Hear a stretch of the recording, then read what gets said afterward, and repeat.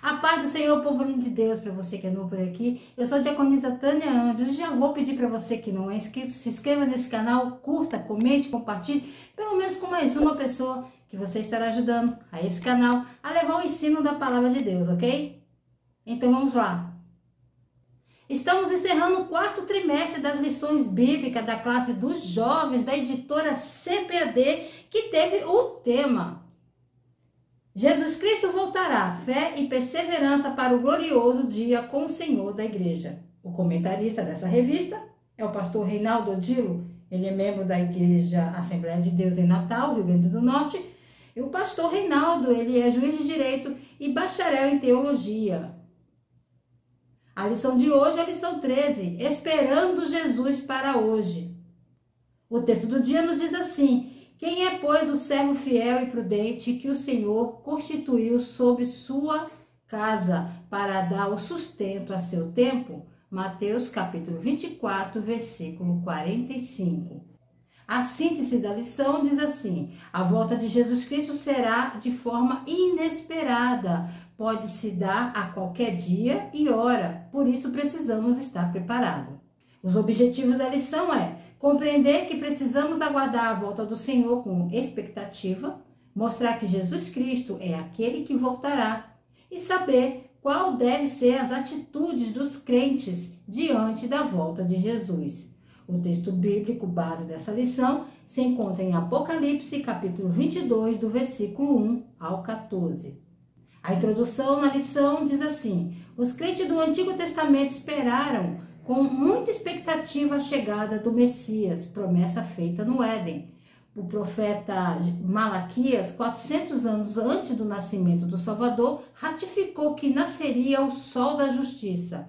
O Messias, a salvação trará debaixo das suas asas. Deus cumpriu a sua promessa e no tempo certo o Messias veio ao mundo. Antes da sua ascensão, Jesus prometeu que voltaria para nos buscar. Quase 2000 anos já se passaram e nós, os crentes, aguardamos a volta do Messias para buscar sua igreja. A promessa de Jesus pode ser cumprida a qualquer instante, por isso precisamos estar preparados. E as coisas que vos digo, digo-as a todos, vigiai.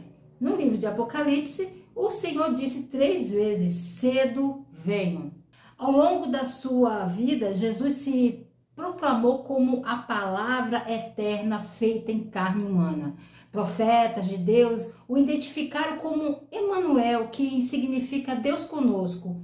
Ele alegou ser o alfa e o ômega, que nasceu em sua própria criação. Durante seu ministério terreno, suas reivindicações foram autenticadas por muitos sinais, maravilhas e profecias antigas.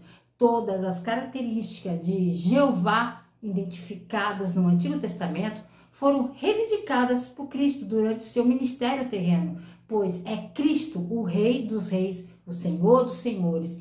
Ele é o Filho de Deus, o Filho que se tornou homem e nosso grande Redentor. Tópico 1: a expectativa da volta do Senhor. A promessa do rapto da noiva. João, na ilha de Patmos, recebeu a revelação da vitória final do Cordeiro, que foi morto, o qual, por fim, concluirá a sua missão e reinará eternamente. Segundo a cultura judaica, nos dias de Jesus, mesmo com o casamento marcado, a hora em que o noivo comparecia para buscar a noiva na casa do pai dela não era agendada. O Senhor Jesus igualmente prometeu voltar mencionando os sinais da sua vinda, mas diz que daquele dia e hora ninguém sabia. Com essas últimas palavras, o mestre reafirma a promessa do arrebatamento, em que ele virá num piscar de olhos, como um ladrão, sem aviso prévio, porque ainda há um pouquinho de tempo e o que há de vir virá e não tardará. Na cultura e tradição judaica, as festividades de casamento são geralmente realizadas à noite e ocorrem noite afora. Normalmente, o noivo iria encontrar sua noiva na casa de seu pai com lâmpadas, tochas, e a comitiva da noiva iria da casa do pai da noiva para a casa do noivo, onde seria providenciado um banquete para os convidados. A parábola das 10 virgens nos ensina a estar prontos para o retorno de nosso Senhor Jesus Cristo. Isso nos faz entender que cada pessoa é responsável por sua própria condição espiritual. Todos aqueles que acreditam nele são uma noiva. Você deve estar preparado para ele, porque ninguém sabe o dia ou a hora que ele aparecerá. Quando você se torna um cristão, seus pecados são perdoados e você recebe o dom do Espírito Santo. O óleo na parábola é o símbolo do combustível que inflama a nossa capacidade de viver como discípulos de Cristo. Deus, o Espírito Santo, nos dá poder e uma nova natureza. Ele nos ajuda a crescer e amadurecer espiritualmente.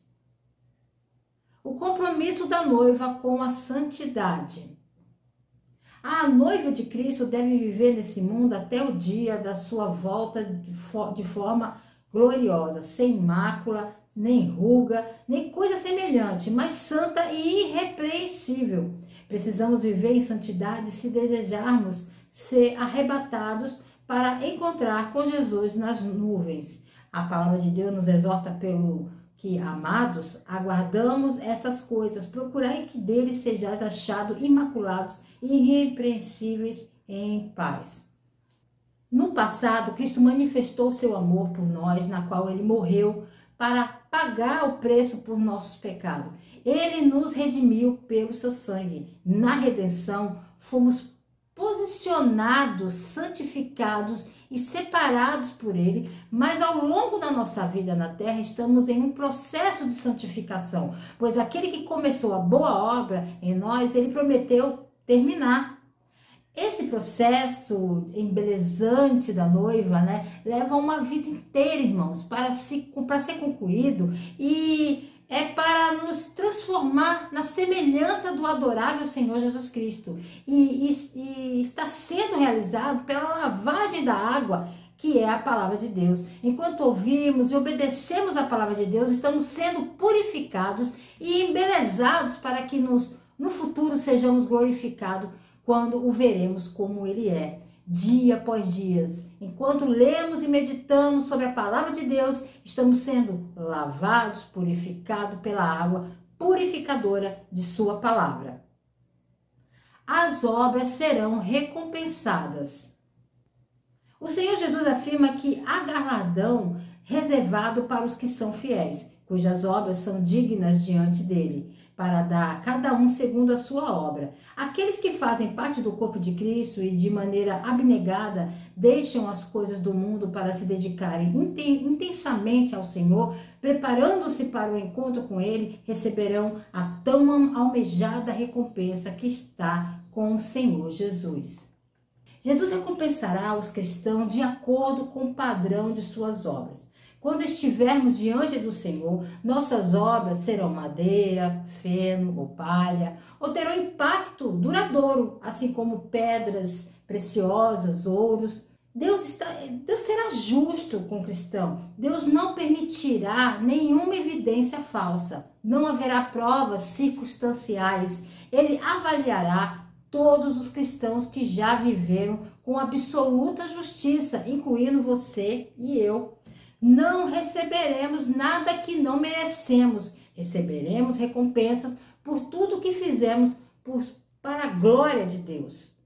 Esta parábola mostra em Lucas 19, 12 ao 27, mostra pra gente que a entrada no reino não depende de nossas obras. Somente a fé apenas em Cristo e seu sacrifício na cruz é necessário para entrar no reino de Cristo. Mas as recompensas no reino de Cristo dependem de nossas obras. Essa distinção entre o dom da salvação e as recompensas conquistadas é muito importante para entendermos. Muitos crentes confundem condições de salvação com condições de recompensas, que minam a sua garantia de salvação e sua motivação para viver por Cristo agora. Manter essas duas coisas separadas e distintas levará a uma maior alegria e paz para os crentes em relação à sua salvação e um maior desejo de ganhar recompensas pelo seu próximo rei.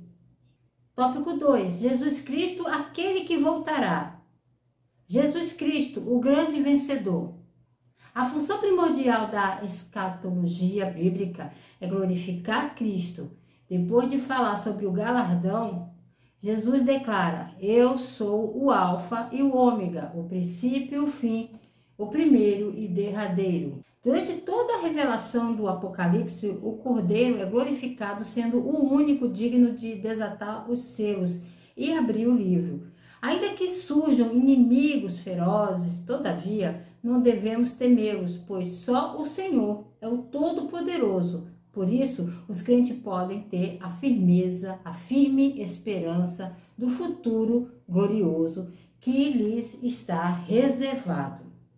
Há uma infinidade de falsas religiões com doutrinas e acusações blasfêmias, que proclamam o anticristo e introduzem uma míriade de deuses falsificados e falsos cristos em suas tentativas de difamar o Deus verdadeiro e vivo. Mas só há um que é todo-poderoso para salvar, apenas um que foi, quem é e que há de vir, o Todo-Poderoso, Jesus Cristo. Apenas um Deus onisciente, onipotente e onipresente, que ele se identificou: eu sou o que sou. Ele está além do tempo, do espaço e fora da limitação da matéria e das leis naturais. Ele é o que é, e tudo o que precisamos nele vivemos e nos movemos e temos o nosso ser. Ele é a nossa paz, a nossa esperança, ele é o nosso provedor, protetor, ele é a nossa vida, ele é a luz, ele é o nosso pastor e nosso escudo, ele é a nossa salvação.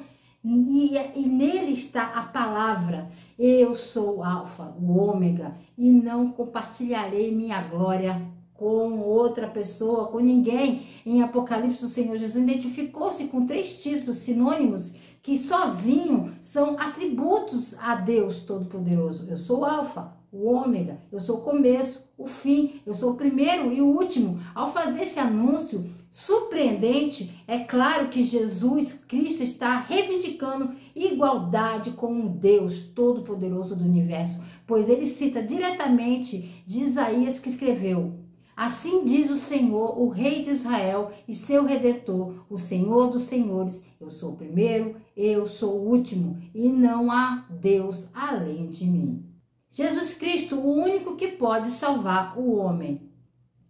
Depois de descrever as maravilhas da Nova Jerusalém, João afirma que todos aqueles que creram em Jesus e no seu sacrifício vicário e pela fé tiveram suas vestiduras lavadas no sangue do Cordeiro terão direito à salvação, ou seja, à árvore da vida. Jesus morreu e mediante o seu sacrifício podemos obter a salvação. Só há salvação em Jesus Cristo.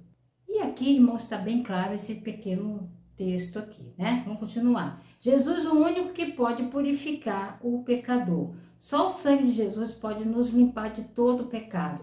Somente serão arrebatados aqueles que tiverem seus corações purificados pelo sangue do Cordeiro. O crente pode até cometer um pecado acidental, mas ele não tem mais prazer no erro. E quando o comete, logo se arrepende, pede perdão de Jesus e abandona o erro. Se anelarmos viver eternamente com Cristo, precisamos esmurrar o nosso corpo e o reduzirá à servidão pelo Espírito, para que não sejamos reprovados. Somos criaturas com muitas partes, somos mente, emoção, corpo, vontade e a alma.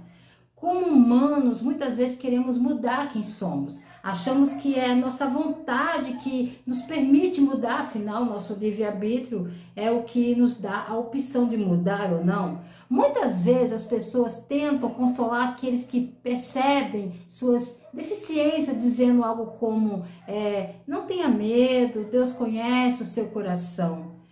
Como se isso devesse ser um consolo. Se Deus conhece nossos corações, estamos realmente condenados. Não há mais lugar para nos escondermos.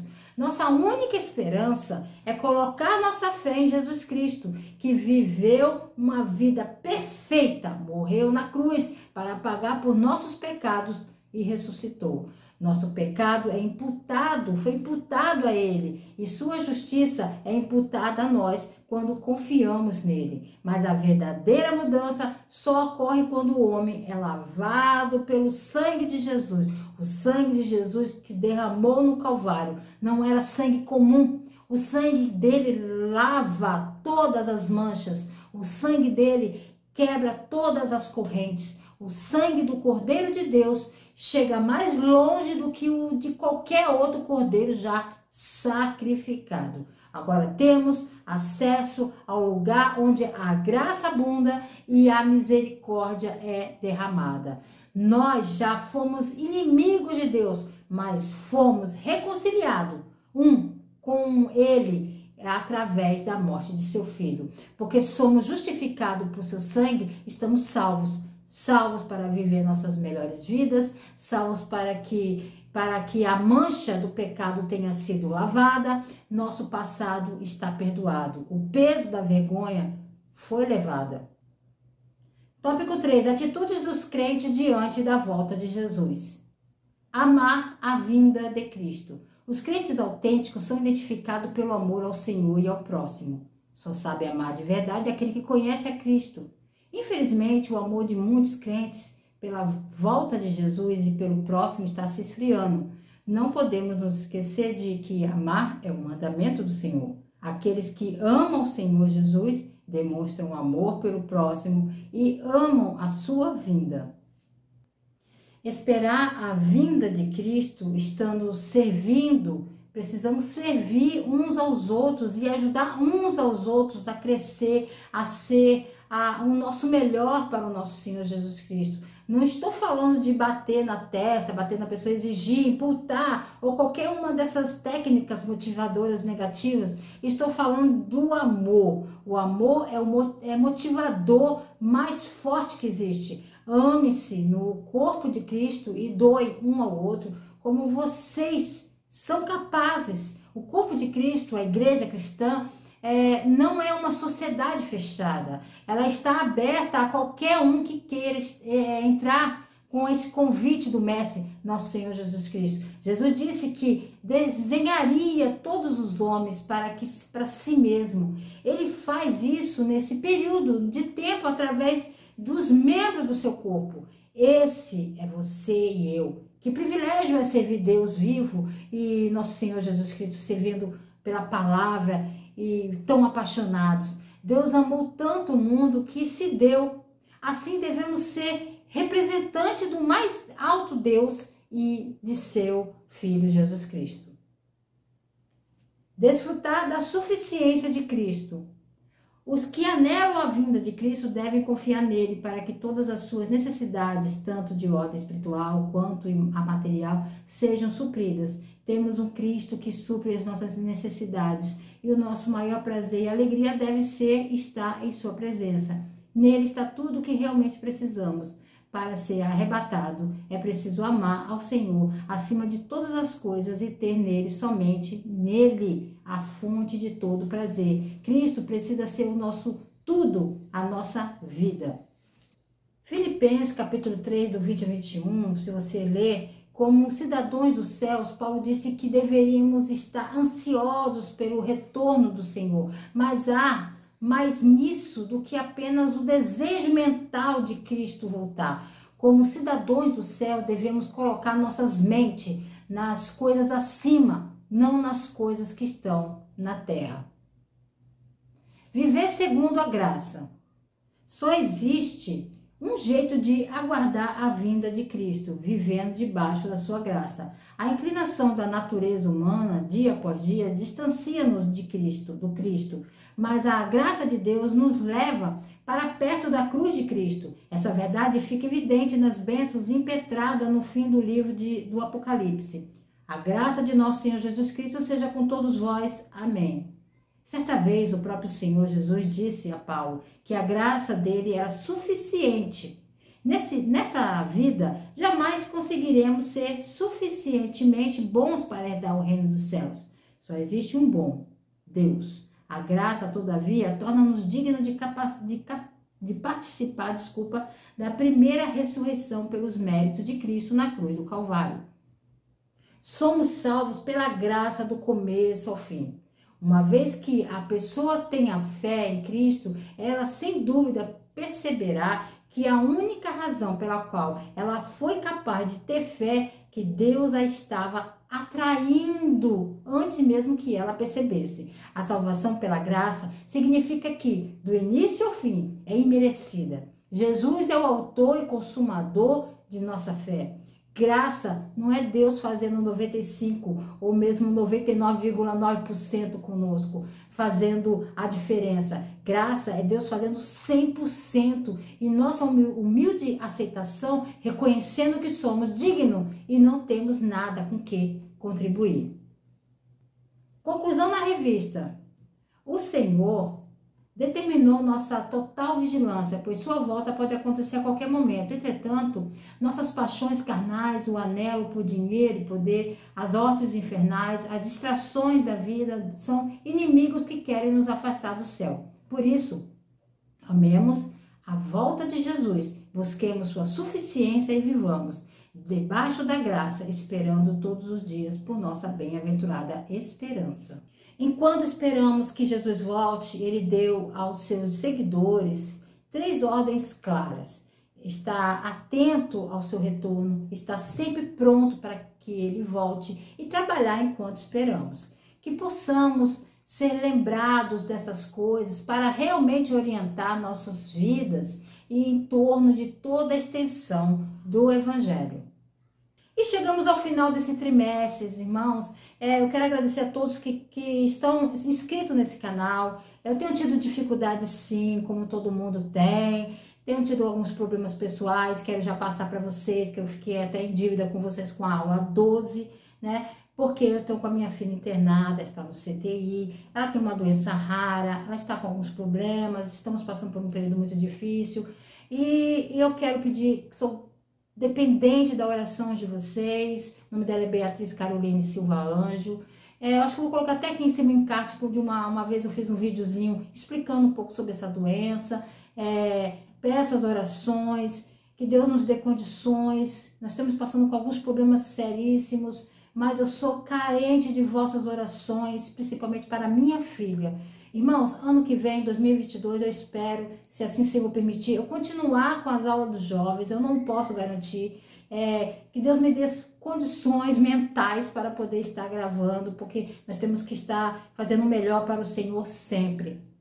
Independente, irmãos, de datas, de símbolos, Natal, independente de qualquer coisa, nós sabemos que Jesus não nasceu no dia 25 de dezembro, mas independente de qualquer coisa, aproveite sua família, aproveite essas datas festivas, é feriado, aproveite a sua família, esteja com eles, ele é o nosso bem precioso, tá? Então, nós servimos primeiramente a nossos familiares, filhos, maridos, esposas. Ame sua esposa, ame seu esposo, ame seus filhos, diga o que o ama todos os dias, que nós não sabemos o dia da manhã, amém? E querendo o Senhor voltar, estarei de volta aqui, ele permitindo, irmãos, em 2022 com vocês. Boas festas a todos, Deus abençoe você, a sua casa e seu ministério. A paz do Senhor.